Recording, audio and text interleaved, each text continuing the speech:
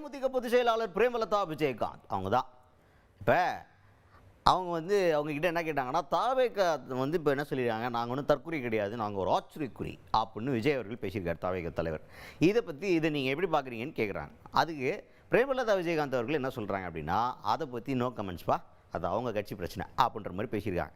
இது ஒரு பக்கம் என்ன சொல்கிறாங்கன்னா, அச்சா அரசியல் நாகரிகம் கரெக்டாக ஃபாலோ பண்ணுறாங்க பாரியா, அடுத்த கட்சிக்காரங்களை பற்றி நம்ம என்னத்துக்கு பேசணும்னு சொல்கிறாங்க அப்படின்னு ஒரு பக்கம் சொன்னாலும், இன்னொரு பக்கம் என்ன சொல்கிறாங்கன்னா, அதானே ஏன்னா கூட்டணி இன்னும் அறிவிக்கலை, எப்போ அறிவிப்பாங்கன்னு தெரியல, அதுக்குள்ளே எல்லா கட்சியுமே கரெக்டாக வச்சுக்கணும் அப்படின்றத, யாருக்கிட்டையும் பகைமை வளர்த்துக்கக்கூடாதுன்றதுல ரொம்ப தெளிவாக இருக்காங்க.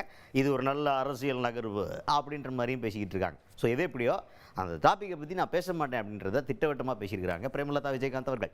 நோ கமெண்ட்ஸுங்க, நிறைய நான் சொல்லிட்டேங்க. அதனால் தேமுதிகவை பற்றி கேளுங்க, எங்களுடைய செயல்பாடு, எங்களுடைய அடுத்த கட்ட நகர்வு அது கேளுங்க, நான் சொல்கிறேங்க.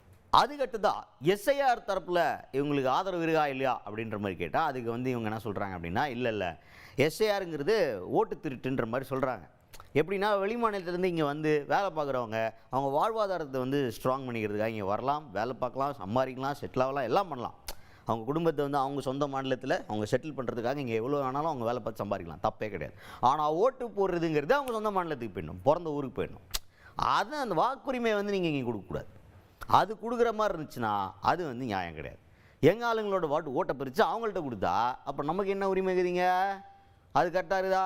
அதனால் அப்பேற்பட்ட ஒரு நடவடிக்கை இருந்துச்சுன்னா ஒரு காலம் தேமுதிக அதுக்கு துணை நிற்காது, அதற்கு எதிராகத்தான் நிற்போம் அப்படின்றத திட்டவட்டமாக தெளிவாக சொல்லியிருக்கிறார் பிரேமலதா விஜயகாந்த் அவர்கள். எஸ்ஐஆர்ன்றதுங்க வாக்கு திருட்டுங்கிறாங்க. நேற்று கூட நான் எல்லா இடத்துலையும் அதை சொல்லிக்கிட்டு வரேன். வடநாட்டினவரை இங்கே வாங்க, வேலை பாருங்கள், வாழ்வாதாரத்தை உறுதிப்படுத்திக்கங்க, சம்பளம் வாங்குங்க. ஆனால் ஓட்டுரிமை என்பது அவங்க பிறந்த மாநிலத்தில் தான் இருக்கணுமே ஒழிய, இன்னைக்கு தமிழ்நாட்டில் உங்களுக்கு ஓட்டு உரிமை என்பது தவறான ஒரு முன்னுதாரணம் ஆயிடும்.